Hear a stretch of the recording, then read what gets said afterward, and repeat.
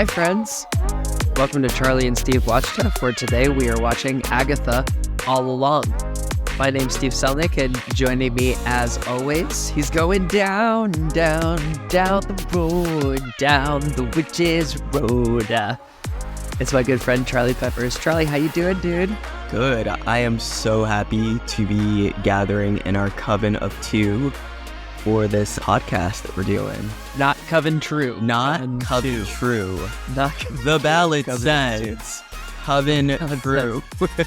And no one knows better than the person who made up the ballad. Again, getting ahead of ourselves. God, the show is so much fun. Mm-hmm. We are here today to sort of extend spooky season by an extra week, because technically it's November at this point. We're recording this the day after Halloween, also the day after the 2-part finale of this brilliant season of television, to talk about Agatha All Along and the first season of it in its entirety. So we're going to kind of start from the top and then work our way through all of the episodes of Agatha All Along.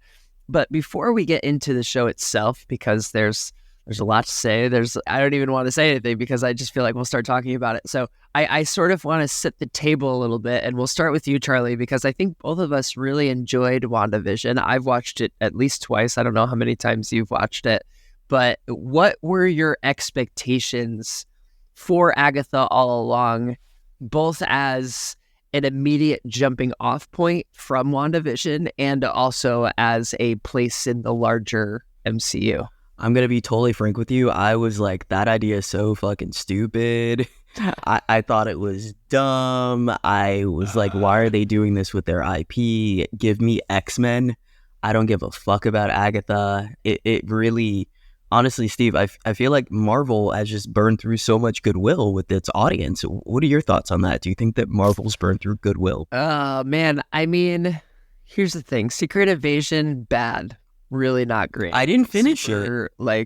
It wasn't like, I think that was the first show where my partner Aaron and I were really starting to be like, okay, what are we doing here?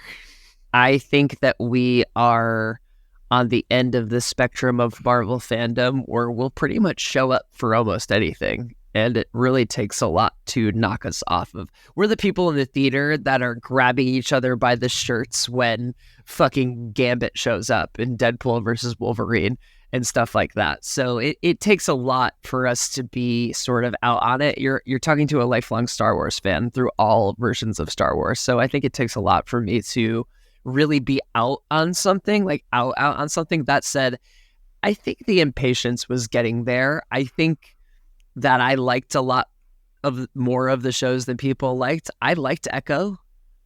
I didn't like Secret Invasion. I loved Ms. Marvel. Ms. Marvel. I actually really liked Falcon and the Winter Soldier. Me too.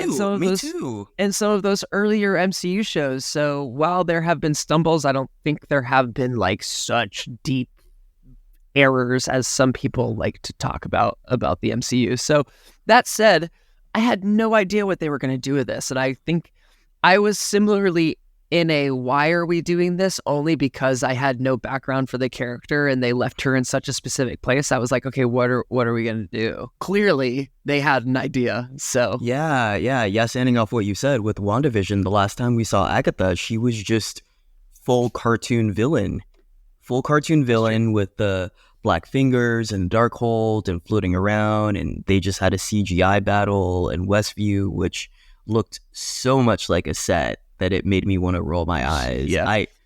I think Westview looking like a set, episodes 1 through 8 of WandaVision was great, but when they had that battle and it looked like they were just going through backlots, it just really stretched my suspension of disbelief to an uncomfortable level. But I really do have respect for Jack Schaefer, who showran Agatha All Along and also previously showran WandaVision, because dare I say, this is 5 times better than WandaVision. And I'm going to tell you how WandaVision left me. WandaVision was very much a show that I would stay up till midnight to see the episode when it dropped, and I hadn't done that with the show for years. I hadn't done that with the show for years, also with the pandemic and just wanting something to look forward to. It brought me a lot of comfort. It brought me a lot of joy.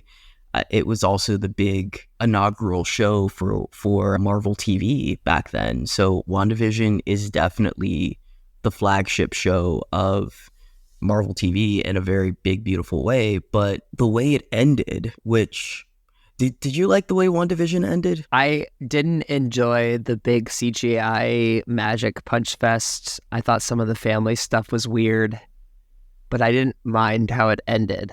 I was like, okay, we've got Scarlet Witch going.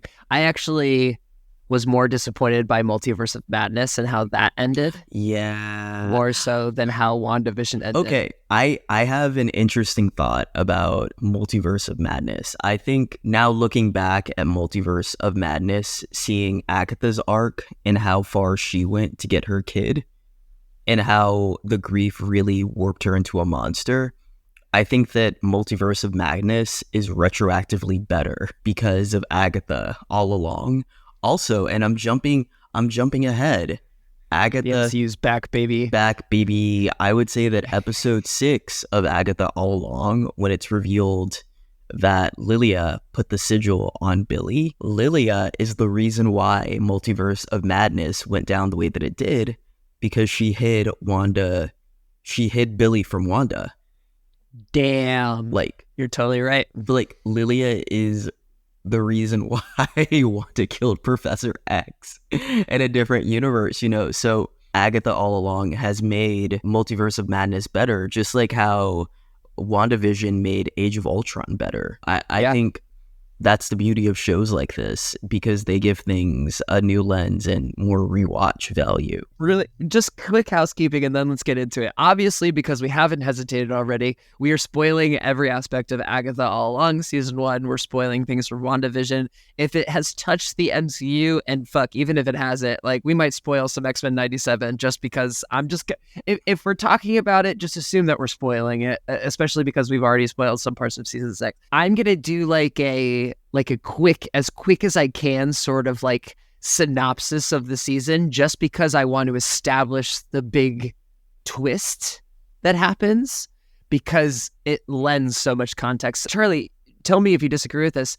How many Marvel things has the twist completely changed the way that you interact with every single aspect of a show or movie that you've done? None, right? Marvel's never done this before. Never done it. Never ever done it. So twice, with the exception, twice, yeah, once in episode 8, and an even bigger one in episode 9, back to back. Yeah, and that one in episode 9 absolutely set me. Mm-hmm. Agatha is stuck in this spell that Wanda left her in, and because Wanda died, they're calling that she died in Multiverse of Madness. She has to be broken out of her spell, but she's powerless. So Rio, the Green Witch, aka she's also Death, by the way, we're just spoiling all the things right now, aka Aubrey Plaza, helps her break out of the spell. She's out of it. Aubrey is mad at Catherine Hahn for some reason. All the while, this mysterious teen shows up saying that he wants to walk the Witch's Road, and that he knows that Agatha is the only one to have walked it. And so she agrees. They assemble a coven. They do this whole song to summon the road. This door appears. They go down into the road. It's very dangerous. Multiple witches die. The whole thing is that at the end of the road, you get what you seek the most. We find out as they're walking the road that this mysterious teen is actually Billy Maximoff, a.k.a. Wiccan, a.k.a. the son of Scarlet Witch, who has essentially reincarnated his lost spirit from WandaVision into a teenager who died in a car crash. We find out 2 big things by the end of the road. First thing is that Rio's, we find out a lot of things. We find out that Rio's Death, and she's the incarnation of Death. She's the original Green Witch. We find out that Agatha did not trade her son for the Book of the Damned. In fact, her son was supposed to die at childbirth, and she made a bargain with Death at the time to give her more time, and she was essentially just exchanging bodies for time, and eventually her son just died, and that turned her into a vengeful soul. And her son created the Ballad of the Witch's Road to trick other witches into trying to find more power And when they would get mad that it wasn't there, they would try blasting her with her powers and she would kill them and take all of their powers away. And then, on top of the realization that the road isn't real, I mean, if you're going, well, then what about all that other stuff we were talking about? The entirety of the experience of the road that we have is a creation of Billy, a la the creation of Westview in WandaVision. So the entire time we're walking the road, it's a magical creation done by Billy, sort of unbeknownst to him. He doesn't even realize it until the end of the series, which is the big episode 9 reveal. So that's like the very, very super quick, not quick version of it. Did I miss anything important in there, Charlie? No, you covered it all. Whew, my goodness. I can't believe that. I was hanging on by a thread for that one. So with all that in mind, I was watching, which episode was I watching? I was watching episode 4 yesterday with Aaron, and both of us know the twist at this point. And just everything that I kept going, holy shit, or like, oh my God, to myself just over and over again, because it, like we said, it completely changes the angle in which you're watching everything. And that if this show had gone to Agatha's plans the whole time, it would have been 2 episodes long. Yeah. Right? So we can start from the beginning. And we open in this sort of like, if you know Mare of Easttown, very surly, female-led detective, very, very grungy, very... Bringing coffee to the scene of a crime. Yeah. Very Twin Peaks without the positivity. She's trying to figure out this Jane Doe murder case, which is actually Wanda. But long story short, she's in this role play because she's stuck in this spell that has been not broken, but essentially like put into limbo. And so everything that we're seeing in this first episode is happening essentially inside of Agatha's head, inside of her house. So when Rio shows up and she's like, is this really how you see yourself? It's her just kind of like looking around her house and being like, we're really in a detective noir right now. Is this what we're doing? We have the moment with the teen where he shows up and we get to see who he is. And we get this super cool moment where Rio helps Agatha break out of the spell. She changes through all of her different characters that she was in WandaVision, and she reappears as herself, but powerless, as we said.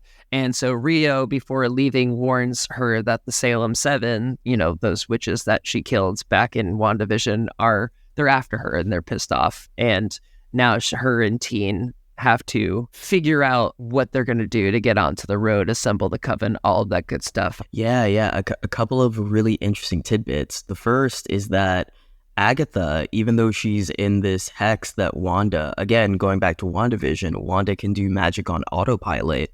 So this illusion has pretty much just been sustaining itself, which I find very, very interesting. When Agatha goes to see the body in the first couple of minutes of the episode, it's really funny that she, in reality, is just standing at Herb's gate, talking to Herb about something over his gate and pointing, and Herb is so sweet that he's like, oh yeah, pictures are just flowers. Okay, those are just pictures of flowers. So, oh, I never put that together. Oh my God. That's really, really funny. Also, note that the outfit that the corpse is wearing is the outfit that Wanda left Westview with in the season finale of WandaVision.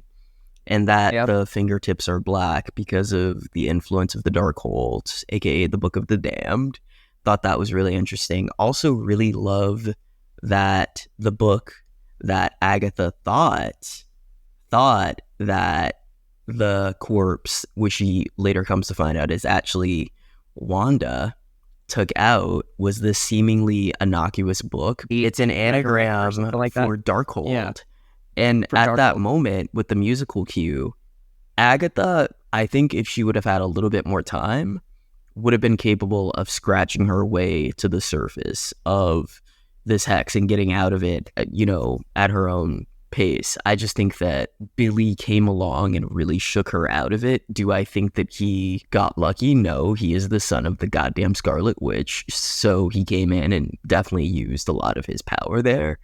this episode is the one that held my interest the least. I think that's because I felt a little bit out of the loop because I've never seen Mare of Easttown, though I love Kate Winslet, and now I do want to watch it because it'll increase the, watchability of this pilot. Oh, interesting detail, because this show really plays around with color. Herb, when Agatha is naked, tries to put a purple shirt over Agatha. She Good call. threw it off. I thought that was really interesting. You always see the signature color of hers come up in really interesting ways. The little details and Easter eggs are very strong. We love the little details in Easter eggs. We love the little details. As someone who just directed a film knows, sitting on the other side of this call for me, the little details are everything. They add up. By the way, those screenshots, y'all, for Stakeout, just a little sidebar. Charlie posted some stills from his shoot, which happened. When I tell you that I screamed when I saw them, I'm very excited about. They look like they came out great. So stoked for you. Thank you. Anyway, the other thing I want to recognize is that she's humming the Witch's Road song to herself in the very beginning of the episode. So the first thing we hear is Agatha humming the Witch's Road to herself, which I think is brilliant. Yes, and knowing that she's the one who made it. The opening title sequence of this first episode, which is like Agnes of Westview, has the original version of the Road song, which is Down the Winding Road, which comes back in episode 9. So what Agatha's really reminiscing about is time with Nikki when she's humming that song, and that's the road that she wants to be on. My heart. Aww. Moving into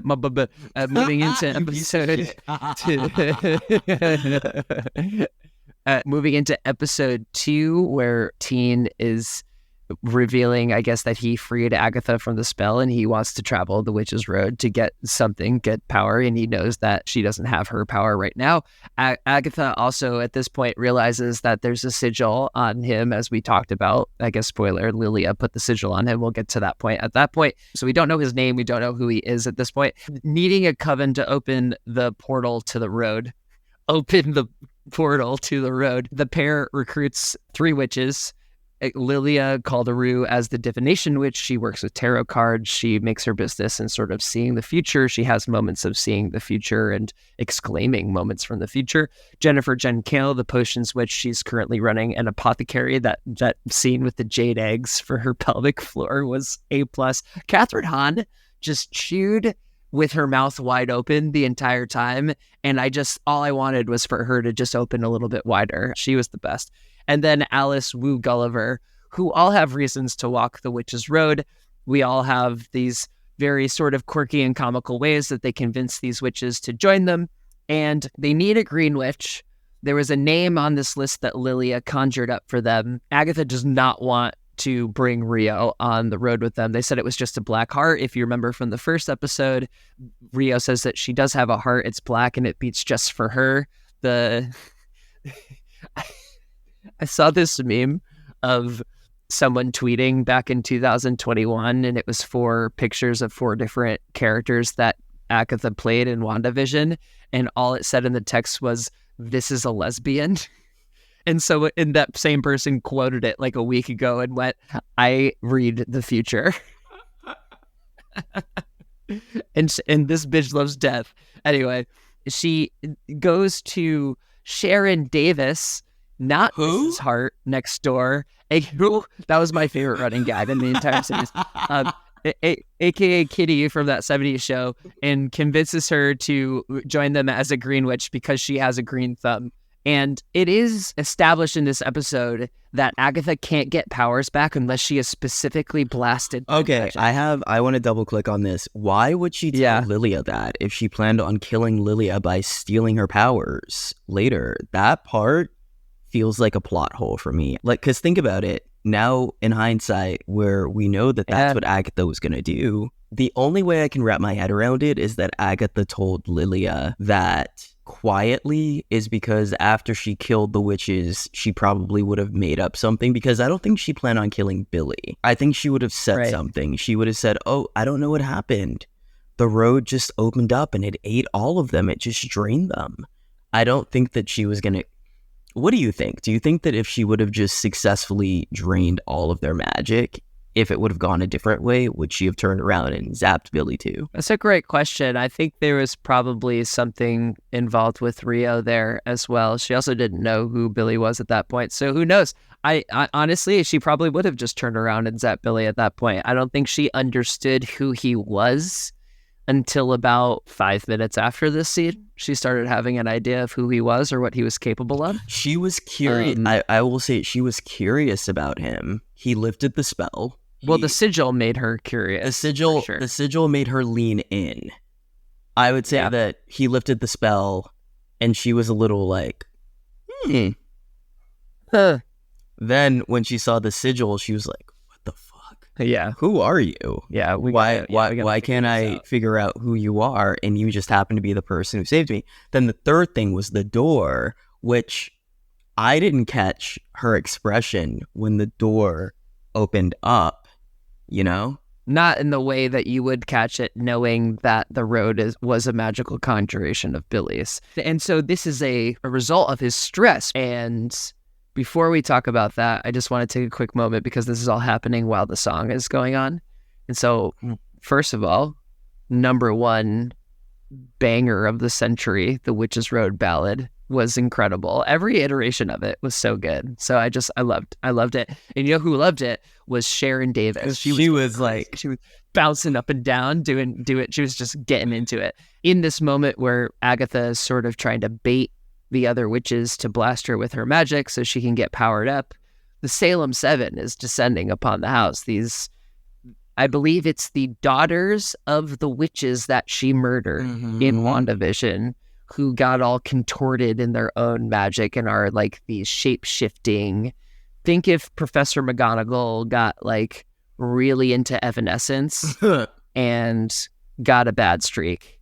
Those are the Salem 7, essentially. So Billy is upstairs running around with a rabbit in his hands, trying not to get killed by these literal like witch demons. And so under great duress and stress, he creates this door underground, and all the witches are like, "It's the road, fuck yeah, let's go." And Charlie, just to put a button on your point, Agatha didn't back down when Lilia was like, "You're just trying to get us to blast you." She doubled down on goading them. So I think it was a mixture of desperation, and I think she was out of practice, first of all. Yeah, I think been in a while. She was out of practice, and telling somebody how her powers work right off the bat, I'm like, like that doesn't seem idea. But to Agatha's credit, Agatha is a con woman. She is a con woman to the extreme. The fact that she was thrown by the road being created, but she rolled with it for the entire show, just shows that, one, overconfident, very overconfident. And her overconfidence is what fucked her in WandaVision, because she came into the Hex and she was just curious. That's something I'm going to keep commenting on with Agatha. I think one of the most brilliant things about her is her intellectual curiosity. She doesn't just want to steal magic. She wants to know how it works. She wants to know why Wanda, or how Wanda created the Hex. And I think she wanted to understand how Billy created the Hex. And she also wanted to see if it was legit. Would it give her powers back? You know, it was fake before, but now that it's real and it can do all these things, anything's possible. And she was definitely out to get her purple back. What do you think? Definitely out to... No, I agree with that wholeheartedly. And I mean, obviously beyond the choice of stay here and deal with the Salem 7 without your powers, or walk into this mystery magic hole that's just appeared in front of you, I think you're going to take the mystery magic hole 10 times out of 10. But yes, and I think all of the other stuff that you said is very true. I think and especially when you go back and see in episode 9, the way that she looks at that door at the ground, you go, oh, Buck. She is just as shocked as the rest of us that door appeared into the ground. But the only difference is the rest of the witches go, oh, it's the road. Let's go. We did it. We're on the road now. And Agatha's just like, oh, yeah, we're on the road now, I guess. So that leads us into episode 3, Through Many Miles of Tricks and Trials. Also love that each of the episode titles were lines for the songs. That's really cool. Agatha explains that to reach the end of the road, the Coven will face trials focused on different branches of witchcraft, which is just fucking bullshit. And so I love that she's putting these ideas in Billy's head. So then Billy is turning around and making them exactly as she's saying it. So she's sort of manipulating what's happening around them. So at the first trial, the Coven comes along a coastal house with a bottle of wine that everyone but the teen drinks. Jen pulls Billy aside and is like, hey, don't trust Agatha. You know, she traded her kid for the Darkhold. So like, you might want to, I feel like she would maybe trade you for less. We find out that that's not true. That's just a thing that Agatha has let people believe about her, probably just to hide her grief from the actual truth. And a timer starts counting down. Jen realizes that the wine was poisoned as they all puff up in the faces, and Sharon passes out. Sharon, very important to remember, drank 2 glasses of the wine. Kitty continuing her drinking problem from the That 70s Show universe into the Marvel Cinematic Universe. So this is the Potions Witch trial. So this is Jen's trial. They're gathering ingredients to create an antidote. I loved the witch names for things and how they're actually just real things, but they're calling, what was it, the undigested Lorax of a something like that, and they just go, oh, so you made it in honey? yeah, honey. We just need some honey. But at the same time, the witches are starting to have hallucinations. Lilia sees her younger self and her maestra from the Renaissance era. As you may or may not know, these witches are hundreds of years old, even though they don't look like it.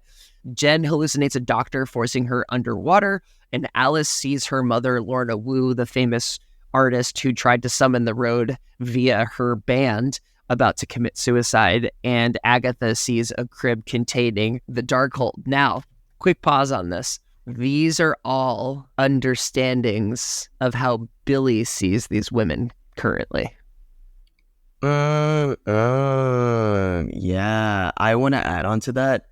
I think that, like his mom, the road is also now magic on autopilot. I think that the road is kind of a sentient embodiment of his understanding of witchcraft and these women. I like that. And it's doing its own thing, but Billy has the ability to influence it or change it unknowingly. Like when he manifested all of it, and it exists in its entirety up to a certain extent. I also think that with him pulling all of this information about them, it's not just an amalgamation of all of the stuff in his room and what his interests and his sensibilities and his taste are.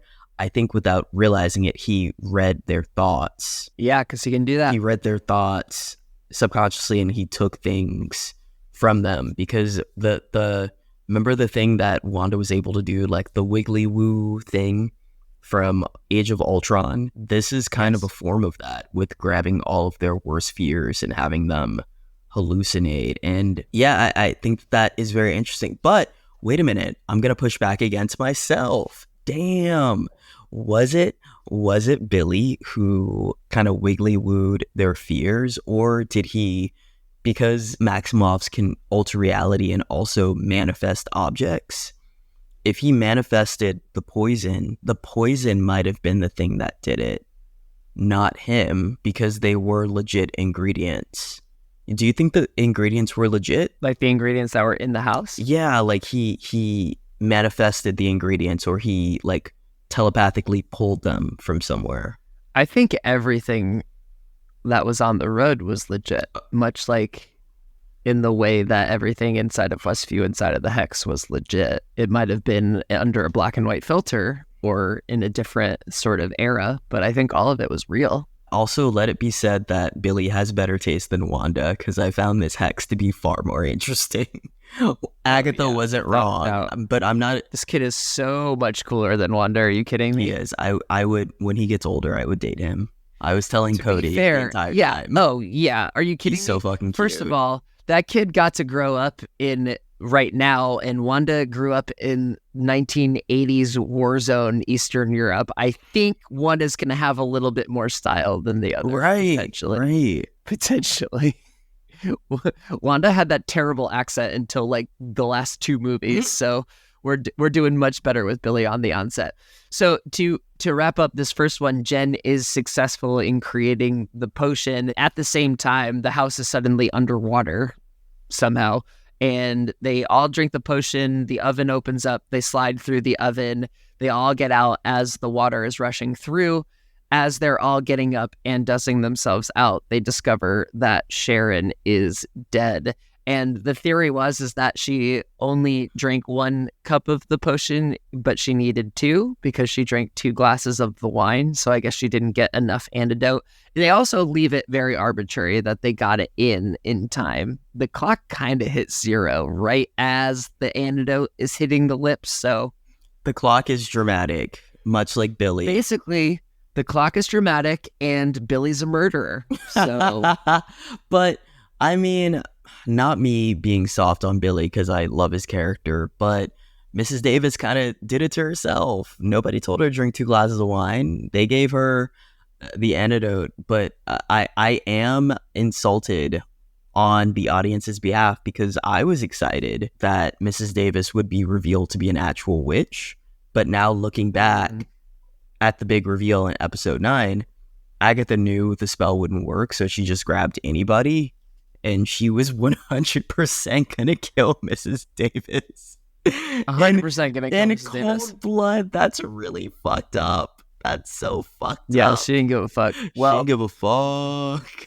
At the end of the episode, Teen goes, Sharon's dead, and Agatha just goes, who? Who's Sharon? We move on to episode 4. They bury Sharon. The Coven is forced to summon a replacement Green Witch, and Rio just emerges from Sharon's grave, which is absolute brilliant because Death comes through and claims her prize and then emerges from the ground. Aubrey Plaza, again, just eats. Everyone just eats in this show, also, which is fantastic. So hot. Well, you said it, but I agree with you vehemently. Male, female, hot is hot. I can appreciate. Hot is, yeah, and it's not, hot appreciates like not just physically, just the energy, the confidence, the weirdness. Yeah, the way she holds herself. The commitment to the bit. I'm so 100%. Into it. She killed it in this show. She was so good. Yeah, no pun intended. But Agatha and Rio clearly have a past, as we've established before. And the Coven encounters a house from this like 1970s aesthetic that prompts renewed feelings of grief for Alice because it turns out to be a recording studio that's tied to her mother, Lorna Wu. Just as Rio playfully suggests to Agatha that they betray the others and just, you get your power, I get my bodies. First of all, that's not really playfully because that's exactly how their deal worked, as we find out in episode 9. Agatha uses her powers to kill witches, and Rio cleaned up by getting the bodies. So that's actually just like hey, let's just pick up where we left off from. What do you say? Just like old times. Billy accidentally plays a record backwards, summoning the demon who is the source of the curse in Alice's family. And in order to fight it, the group has to play Lorna's version of the Ballad of the Witch's Road, which is the most popular version. It's this very like 70s glam rock. I said Janis Joplin vibes were very strong, Fleetwood Mac vibes. It's revealed to be a protection spell, and Alice is able to kill the demon, lifting the curse off of her that's been plaguing her family for generations. The way that they all react to her being like, wait, hold on, you're telling me this is a generational curse that we're dealing with right now? Are you kidding me? And in the battling of the demon, Billy actually takes some glass to the abdomen and he gets really, really hurt. And back on the road, Jen actually uses some moonlight and some water and is able to heal his wound, which is a really big deal. They make it seem like a really, really big deal. Oh yeah, this is actually really good. The trio bonding with Rio where they're all just kind of like really attracted to her. they're like, do I want to run away from her? Do I want to ask for her phone number? Like, what is going on here? And Patty LuPone being like, that is one scary bitch. Which is so great. Scary bitch. Patty LuPone was, I mean, of all of the wonderful performances, Patty's performance in this was so, so good. Just wait till we get to episode 7. Yeah. And we sort of have a couple of moments between Teen and Agatha where Teen continues to prod Agatha about what happened to her son, but she doesn't want to answer. And Agatha tries to kiss Rio, which is an interesting move. But Agatha stops her by saying that, you know that boy isn't your son, which she knows. But I guess revealing that truth to her is like, okay, I'll stay away from it. What do you think? I hadn't thought about this moment, but they do have the kiss of death in episode 8. So now, from a character perspective, what was Agatha's intention in trying? Was it Agatha who tried to kiss Rio? Yeah. Was she going to try and take Rio's power? I don't know if it would work like that. I truly don't know. Yeah. Agatha, at this point, pretty much knew that Billy was a Maximoff and knew that he had jumped into someone else's body.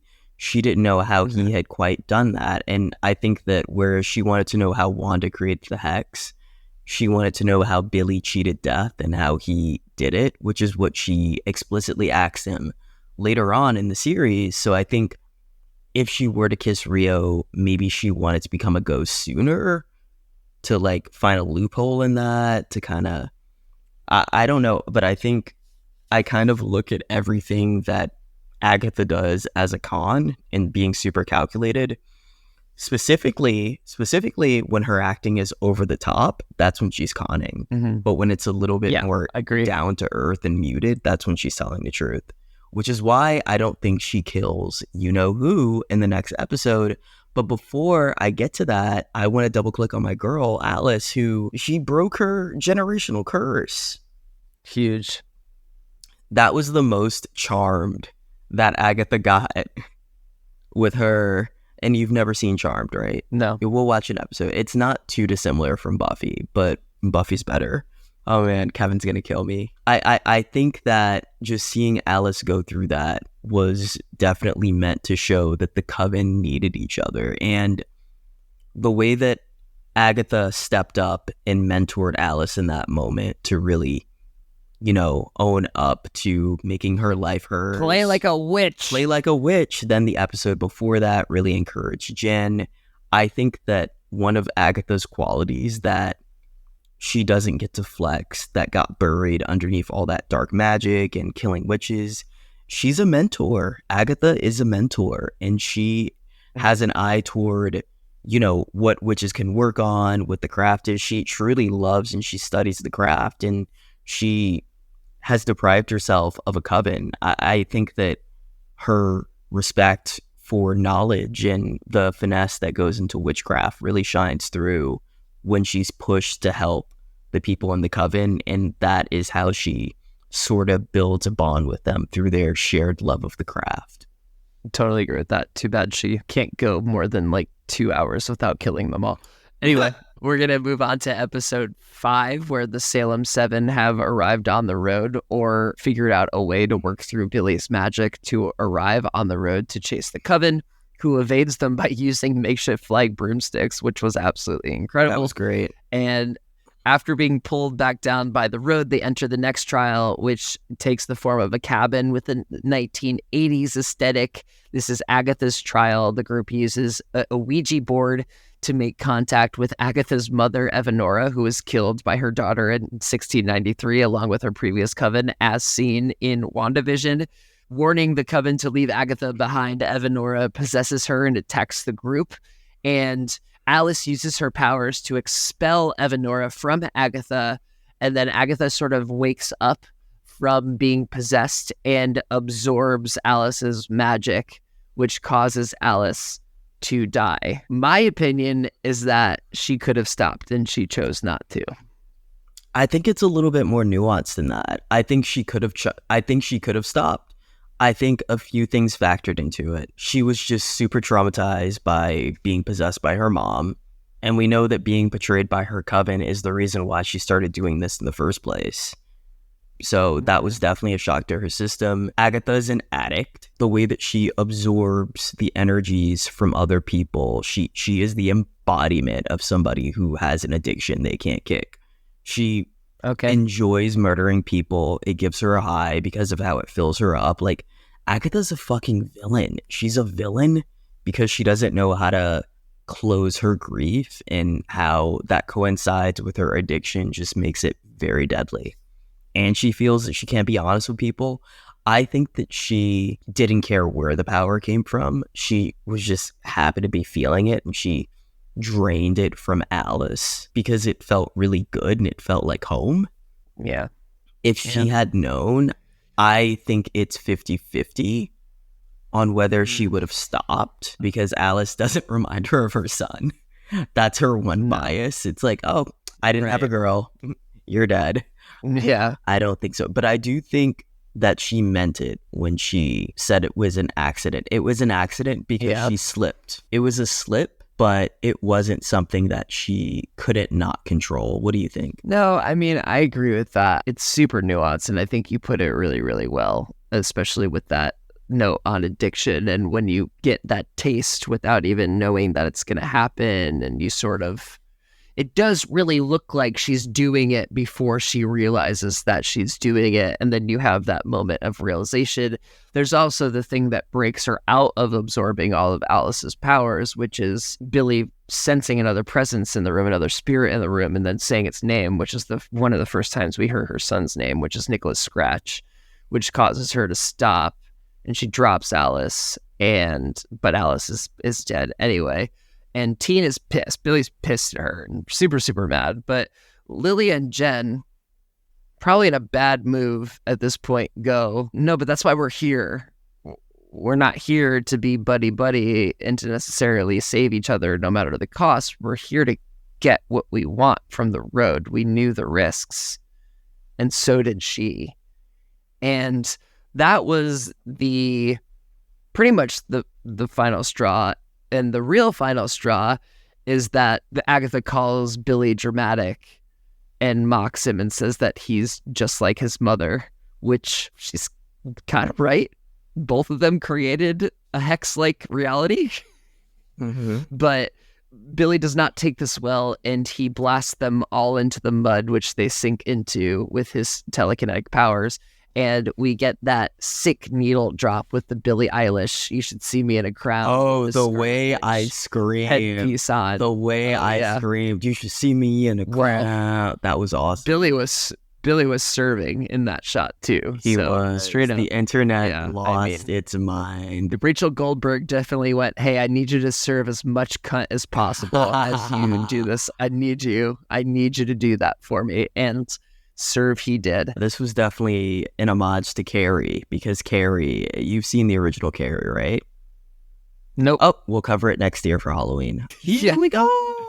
It's so great. But she taps into her telekinetic powers when she's feeling stressed. So him having that poster in his room and then this moment happening definitely is a callback to that. I also think that Agatha didn't mean to drain Alice's powers because of how she behaves when she's alone.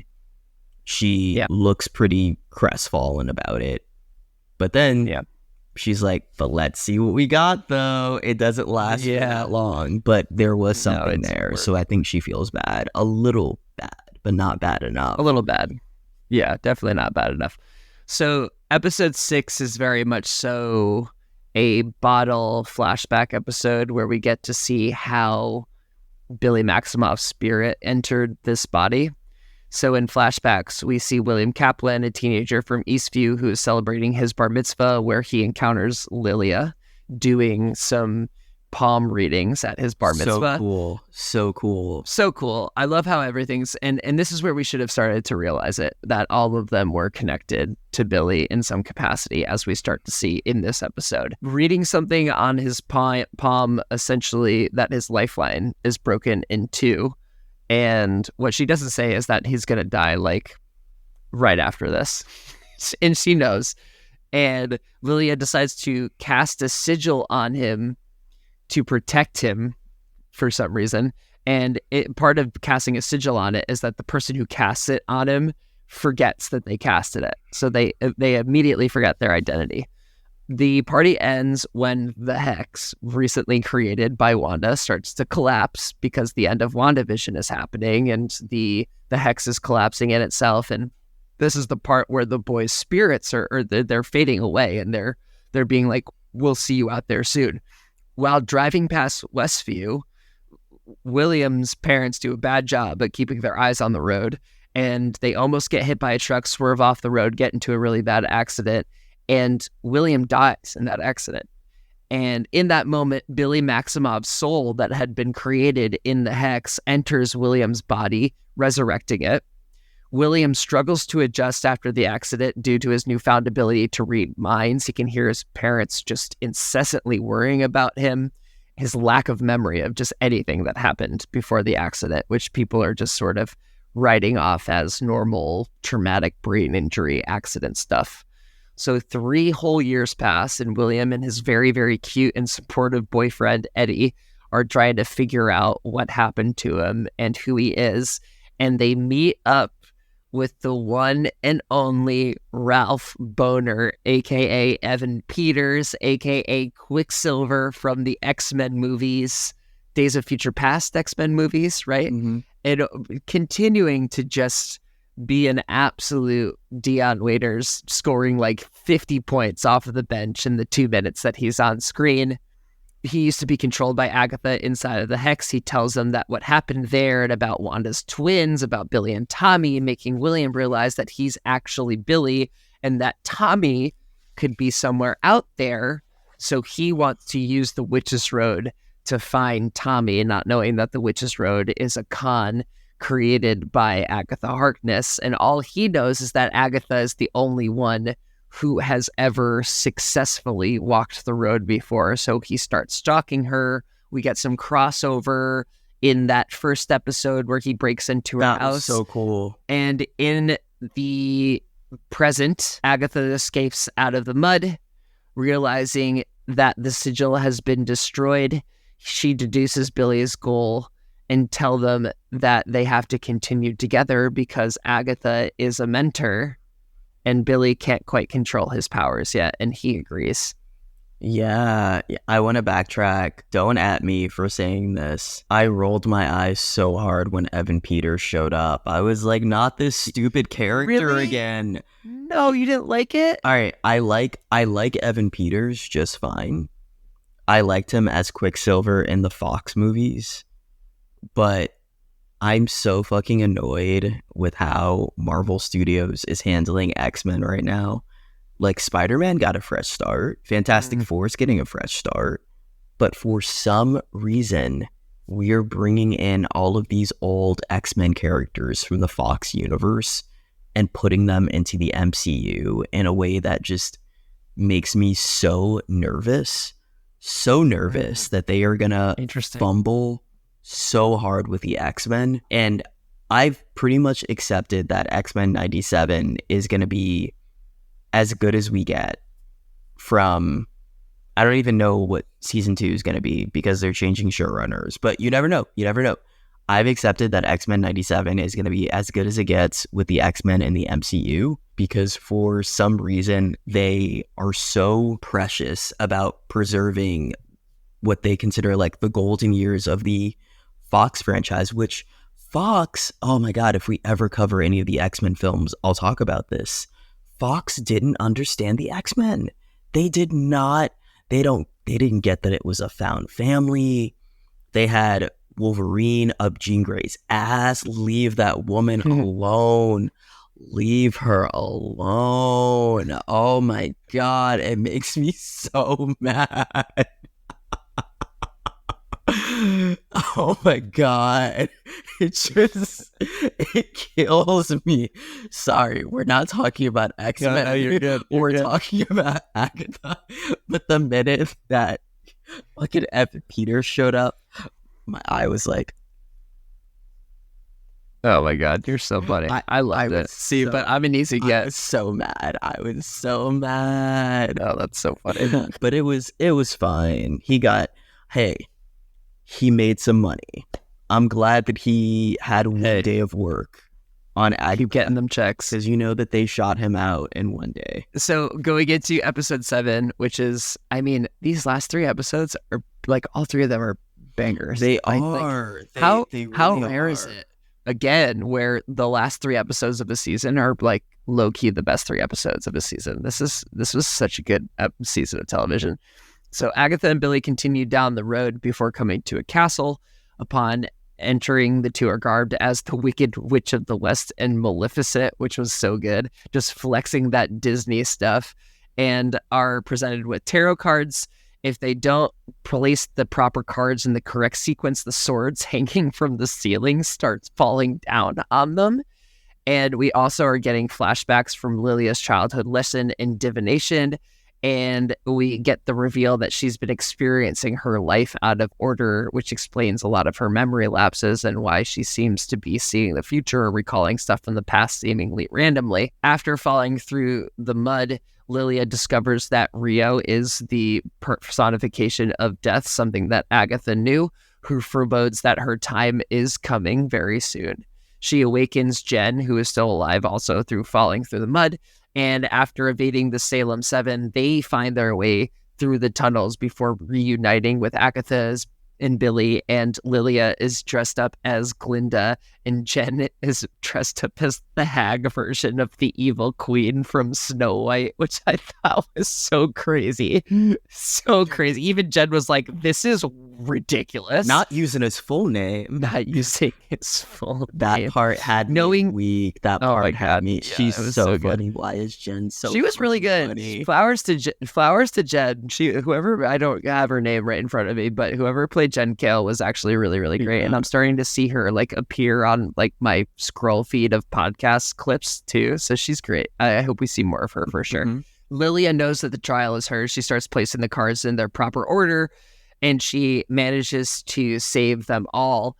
And as they're escaping from the trial, Lilia decides to stay behind. As the 7 approaches, she flips the tower card, causing the entire tower to flip over, and all of the 7 are killed on the swords. And we get that full circle moment from the beginning of the episode where Lilia herself is falling to her death. And then as she falls to her death, a young Lilia is shown gleefully attending her first lesson in divination. So we get sort of the forever full circle that Lilia's life is. And so it's very bittersweet. It's very bittersweet. Also, the road becomes a circle in the next episode. Yes, and you.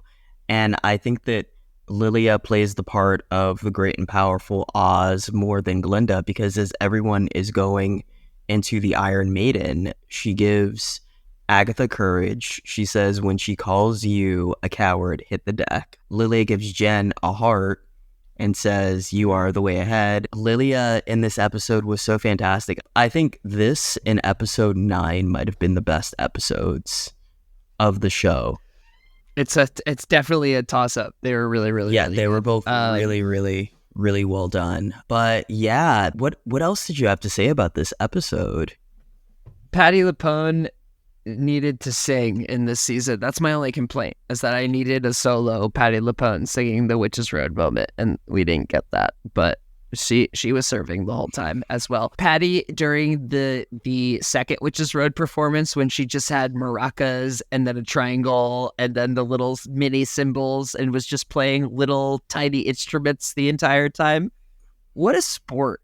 This is a legend, Patti LuPone, who was just doing really goofy stuff the whole time. So she was fantastic. She was enjoying herself. I love that Jen, you would expect Jen to be super impatient with Lilia, but I love how curious and gentle Jen was with Lilia and really wanting to know like what it felt like for her to have this power that she didn't quite understand, because their goals were different. Lilia wanted to get rid of her power and Jen wanted to get it back. Yeah. So they were diametrically opposed, but they ended up getting along the best. I think Lilia and Jen got along the best, and Billy and Alice got along really well because Alice was a protection witch and she sees a young person, so immediately just gives big sister vibes. No, totally does. As we get out of that trial for Lilia, we're in episode 8, the penultimate episode of the season. Agatha is agreeing now to give Billy to Rio, who views him as an abomination for essentially having cheated death for gaining a second life and finding William's body with Billy's soul. Billy and Jen rejoin Agatha at the end of the road, only to find that it goes in a circle. Billy puts his shoes back on, and the three are transported to a version of Agatha's basement with grow lights that slowly go out. And in this time, Jen learns that Agatha was actually the witch who bound her, and that and she was just like, capitalism, baby. I was in Salem. I was trying to stay alive. People were paying me for work. It was a simple binding spell. Some dude was jealous. I can't help it. And in like probably one of the most powerful moments of the show, she unbinds herself by, what was she saying over and over? You hold nothing. You hold nothing. I got choked up. I got choked. And so, dude, if you look at, this is why Catherine Hahn is just probably going to be my acting MVP throughout this whole series. She starts off rolling her eyes. She's like indignant about it at first. She's like, say it like you mean it, baby. But after a while, she feels deeply ashamed. Like her face. I love it. She feels moved by it was very, you've seen Good Will Hunting, right? Yes. It's not your fault. It's not your fault. Do you not know what I'm talking about? I don't love that movie as much. I've only seen it twice. Oh my God. It's where Robin Williams tells Matt Damon that it's not his fault over and over again. And then Matt Damon cries because it wasn't his fault, but he was angry when it wasn't his fault. At first, he's very combative and he's like, what are you fucking doing? Like, fuck you. And by the end, he's like crying and hugging him and stuff like that. How could you not? Also, like, this white woman took away this black woman's magic. Yeah, that's fucked. You know, that was fucked, especially in that age. Yeah. You know? And hell yeah for Jen just standing on you hold nothing and getting her powers back and being the future, as Lilia told her that she would be. That was amazing. I wanted and that's what she met in that moment. Off Renaissance to start playing. Don't hurt nobody. Don't hurt nobody. I saw an awesome meme where it was like, y'all, Jen still thinks the road was real.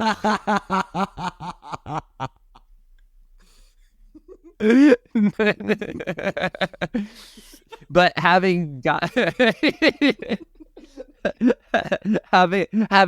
what she wanted out of the road, Jen disappears, comes out from underground because they were really just like putzing around underneath the road in like the fucking sewer systems or something like that, and flies away with the use of her powers. And she now has. Shot mirrors Wanda leaving Westview in WandaVision, yes. But whereas she's that a couple times. The sun was setting because Wanda's journey was ending, the sun is rising with her. So I think that was really beautiful. I wanted to just cry out, yes, when I saw her just like fly away, and her magic was pink, just like her clothes. But let's get back to Billy and Agatha, because this moment I found genuinely disturbing that we're about to talk about. Yeah, so Agatha agrees to help Billy find Tommy's soul, his brother's soul, and they find it, and Billy puts the soul in the body of a boy who is actively drowning. Does he, or does he stop himself? No, he does it. I think he does it. I think it's left unclear. I think he does it because he disappears from the road. Okay. And so Billy disappears, having theoretically completed his task, because I think still in his head is once you get what you wanted, you get off the road. And we're still playing by the rules that Billy thinks are the rules, if that makes sense. Well, if we were, and maybe this is another plot hole, if the road, which again is its own living entity, I hold that the road is its own living entity, and that the rules that Billy assumed it would have would be the rules that it has. Or maybe it's some combination of the two, because this, again, is chaos magic, and you are the Scarlet Witch. And that was so she chewed. I watched that episode earlier today. I think if Alice got what she wanted, wanted, why didn't Alice disappear off the road? Didn't she? I don't think Alice got what she wanted. Oh, she wanted to find out what happened to her mom. Okay, interesting. Okay, good response. But I thought that genuinely made me gasp when Billy said, Agatha, am I killing this boy so my brother can live? That was shocking. And it was shocking. After he disappears, I think we get the answer, which is no, sometimes boys just die. Which was so sad and so true. Agatha grows a flower through a crack in the floor using a seed from her locket, completing the trial. She escapes and finds herself in her own backyard, where Rio's waiting for her, and Billy comes down. No, Steve, not Billy. Wiccan comes down. In his full Wiccan He looks so good. This was such a good shot. Yeah. I saw some photos next to like his comic outfit, and they did a really good job. They did. I mean, when I saw him flying in, I had some thoughts that I won't share on the podcast, but that I told my boyfriend, and we'll leave that there. But I really enjoyed the look. And what's the name of that show that he's in? What's Heartstoppers? Hot Start. You let him stop your heart. That's for sure. I don't know. We'll see. Okay, fair enough. Mm-hmm. Fair enough. And so we have a little bit. It's not a Marvel show if there isn't some CGI punch festing a little bit. And so we have Agatha fighting Rio because Billy decides to charge Agatha up. He goes, "Don't take all of it." She takes a lot of it. She does. I would have been like, damn. She takes a lot of it. I was like, we're stretching it a little bit. But she does cut it off, so showing that she is capable of not killing everyone who she starts absorbing powers from. And she has a little bit of a fight with Rio. And it's apparent very, very quickly that to take a very popular term, you can't fight death. No. It's just they're totally overmatched. Also a lesson that they taught us on Charmed. There you go. Thank you, Kevin. And I think she knew that. And I think also Rio was probably just humoring the notion that they were going to fight for a little bit because she knew that she was going to get what she wanted, which is one way or another, she was going to get the death that she felt like she was stolen. And so this is actually the only part of the show where I kind of went like, okay, wait, so hold on. Agatha would rather fucking die than talk about what happened to her son. Some people are really afraid of awkward conversations. Some people are really averse to digging into their trauma. I'm like, damn, Agatha, have you heard of BetterHelp? Oh my God, not BetterHelp.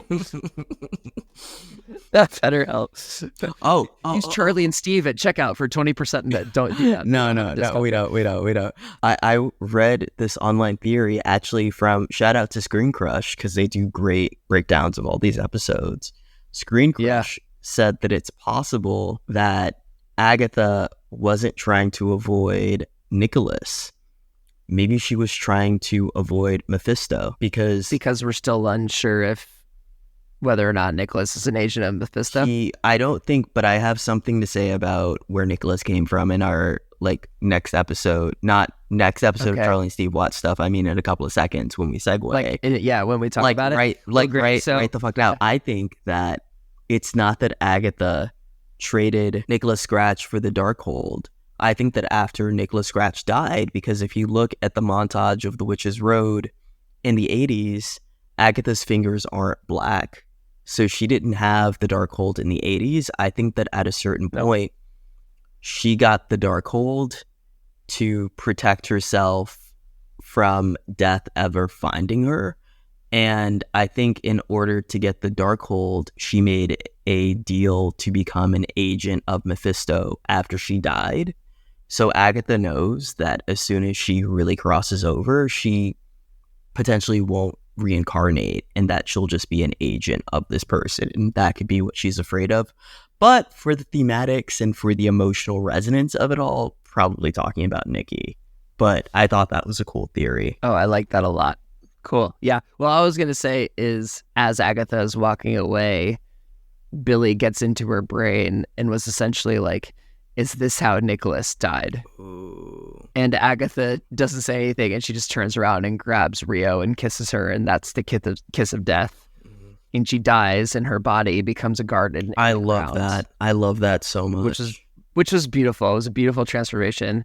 And Rio allows Billy to leave, saying that the debt's been paid. And this is where you get to see the really cool change of her face into the half skull at the bottom. And upon entering his room, he's looking around and realizing that a lot of the objects in William's bedroom match aspects of the road. And then all of a sudden we hear Agatha's laughter as the screen cuts to black. And Aaron and I were both like, put on the next episode right now. And so we jump right into the final episode, which starts in 1750, where Agatha is giving birth to Nicholas, but is warned by Death that she will eventually come and take him, even though she doesn't want to. She has to. And Agatha makes some sort of deal with Death for more time with her son. And Agatha spends the next 6 years raising her son while killing witches, which Nicholas eventually grows to oppose. And together, throughout all of their adventures of witch murder, they come up with this song, which would eventually become the Ballad of the Witch's Road and take on a life of its own. And eventually Nicholas does grow sick and Death takes him, which absolutely devastates Agatha. While Agatha is burying her son, a witch comes up to her saying, "Oh, you know the Ballad of the Witch's Road? I'm searching for the Witch's Road. Can you help me find it?" And it starts the cycle of Agatha pretending like she knows how to get to the Witch's Road, assembling a coven, the song not working, her being like, "You're all a bunch of dumb witches," them blasting her with her power, and her killing them by absorbing her power. So we pretty much learn in this moment that, like I said, if Agatha had her way, the series would have been over after an episode and a half, barely 2 episodes. But that's not what happened. And so, Charlie, I want to throw this theory at you. I think the unspoken part of the deal with Death is that Agatha has to give bodies. Has to give bodies. And the one day, Rio. the one day that she didn't do it. Let's go. And the day he died, the day that Nikki died, the entire internet is saying that right now. So I agree with you. Oh, good. I'm glad I didn't look at the internet. You thought of it. I looked at the internet. I felt so smart. You are, BB. You are my smart BB. Oh, good. Thank you. So yeah, the one day. And Agatha was like, she's like, it'll be fine. It'll be, I've given her so many bodies. It'll be fine. You could see that decision on her face too. She was probably like, it'll be okay. Like how, I'll be watching. I'll be right here. It'll be fine. It wasn't fine. And so in the present, Agatha, now a ghost who has not crossed all the way over to the other side, tells Billy that he was the one who made the road the reality with his magic. He blames himself for the deaths of Lilia, Alice, and Sharon. Yes. Yes. And Agatha was basically like, well, I was going to kill them all anyway. And Jen is better than she ever has. She escaped the road and she has all of her magic restored because of him. So 3 down, but add 1. I guess you're still down 2, but it's fine.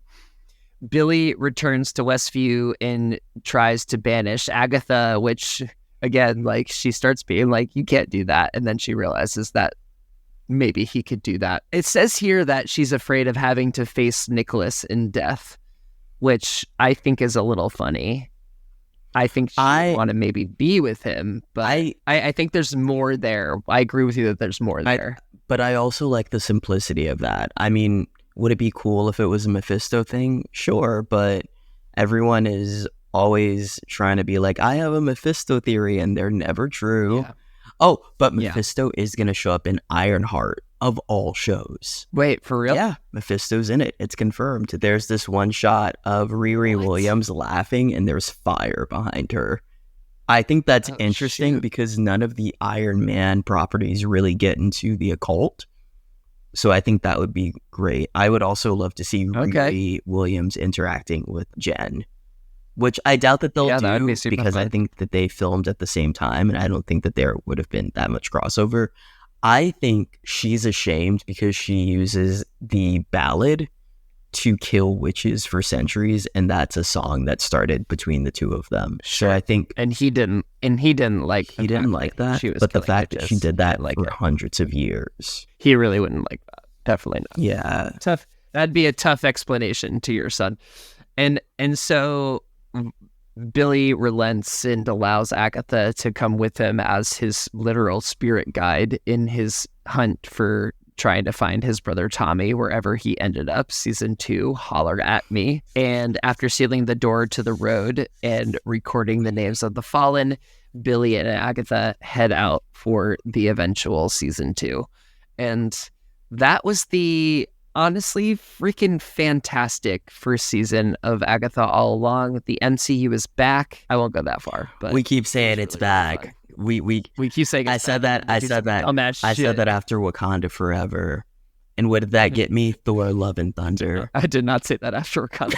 You didn't like it. Okay, I liked it. I wasn't going the MCU's back after. You know, I was like, okay, maybe I didn't either. I just really loved Angela Bassett in that movie. This is the great thing about the MCU. I think the MCU is my Star Wars because there's so much of it, and it's so big.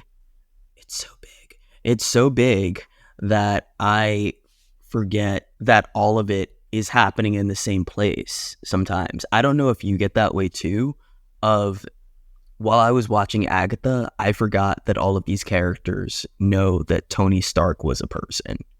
Or that, like... Well, they're getting away from that a lot more. They're getting away from it, which I like, because when I remember, it's delightful. Like, Billy knows who Spider-Man is. Or he's heard of Spider-Man.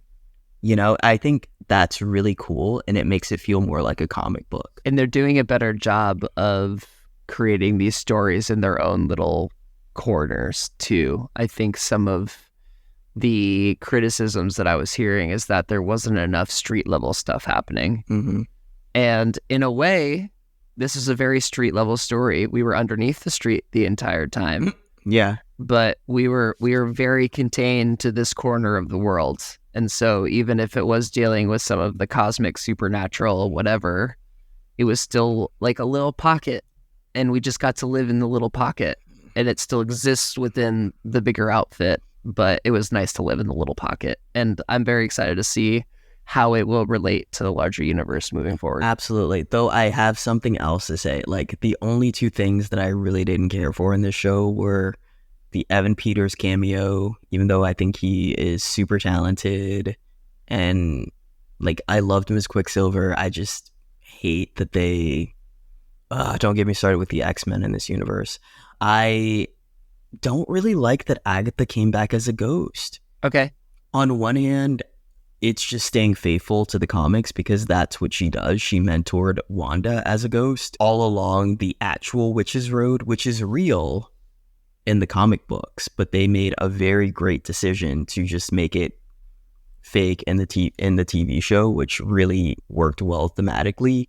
I think that Agatha becoming a ghost the episode after she had that brilliant sacrifice for Billy cheapens her sacrifice a little bit, because if she could just be brought back like that, what are the stakes? You know, I like that we saw Alice get woken up by death and told, you know, oh, it's over. Which, by the way, that moment of, are you kidding me? That's all the time I get left.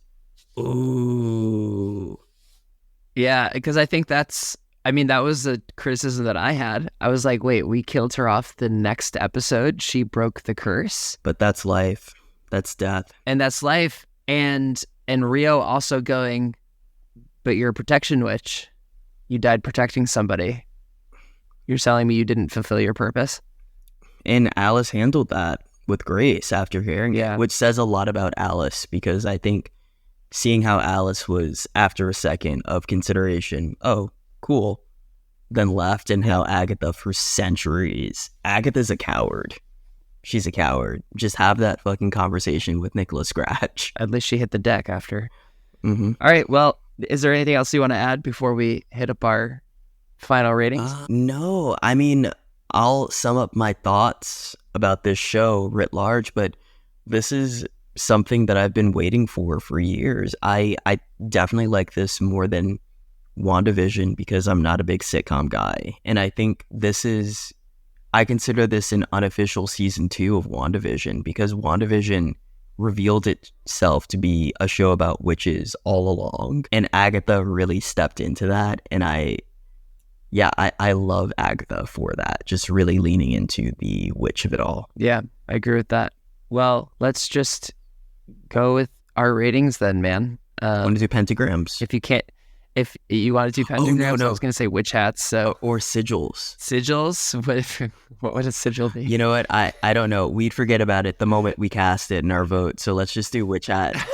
That was good. I like that. Good save. Yeah. Well, it's gonna be 5 witch hats for me, man. Honestly, like I said, I just started another rewatch of it, and I almost want to start the rewatch over because I watched the first 3 episodes before I watched 8 and 9, and watching episode 4 after knowing everything that 8 and 9 revealed to you just totally changes the perspective of how you view absolutely everything. Like we said at the beginning, no other MCU property has done that at all. And I think just the general execution of being able to do that and being able to hide it in front of us so clearly the entire time, and for the thing to be the thing, but for it to subvert our expectations so deftly, this has got to be a 5 for me. And I hope more MCU shows can embrace being their own thing while also being comfortable to exist inside of the MCU like Agatha did. Yeah, I would say that Catherine Hahn needs an Emmy yesterday. Give her the Emmy. Her performance as Agatha is so damn good. She was that character whenever she was on screen. I think how I feel about her performance in this is how I feel about Michelle Pfeiffer's Catwoman, which is the biggest compliment I can give to anyone, because I've been thinking about, truly, you know me, Cody said the same thing. Yeah. He said the same thing. Because I've been thinking about Michelle Pfeiffer's Catwoman since 1992. I think of that damn performance at least 4 times a week.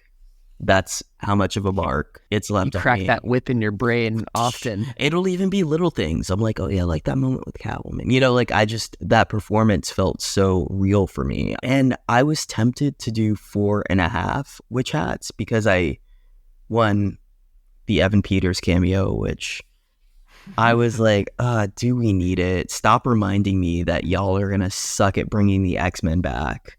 It's just a reminder for me to lower my expectations to the fucking floor for how they're going to bring in the X-Men. I think that bringing Agatha back as a ghost, I'm torn on doing that. I think that they could have just let her live. They could have let the sacrifice be an episode 8 thing, and episode 9 maybe bring back the boyfriend and they're talking to each other a little bit, and what little things or beats we needed to hit could have been what we hit with him. But I think the core of the show was the Agatha-Billy relationship, so not ending it with that would have been a misstep, and I would be saying something different, like, oh, that's all we get with Agatha and Billy.